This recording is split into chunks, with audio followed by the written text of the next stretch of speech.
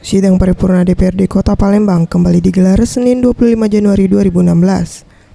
Dalam sidang kali ini mendengar jawaban Wali Kota Palembang terhadap pandangan 8 fraksi mengenai 4 raperda yang akan dibahas. Wali Kota Palembang Harno Joyo menjelaskan, sidang kali ini mengenai tanggapan tentang pandangan umum fraksi-fraksi DPRD Kota Palembang.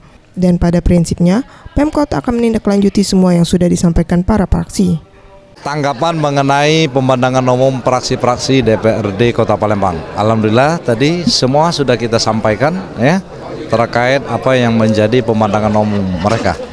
Pada prinsipnya pemerintah kota akan menindaklanjuti semua apa yang disampaikan oleh di pemandangan umum oleh DPRD Kota Palembang. Sementara itu, Ketua DPRD Palembang Darmawan untuk membahas 4 raperda yang telah diajukan Pemkot Palembang, yaitu raperda tentang pengolahan air limbah, raperda pencegahan peningkatan kualitas perumahan kumuh, raperda pengambil alihan kepemilikan perseroan terbatas, SP2J dan Bank Rakyat, serta raperda tentang tanggung jawab sosial dan lingkungan perusahaan. DPRD Palembang telah membentuk 4 pansus dan akan dibahas dan ditelaah sebelum ditetapkan menjadi perda. Jawaban Wali Kota terhadap 8 pandangan fraksi-fraksi.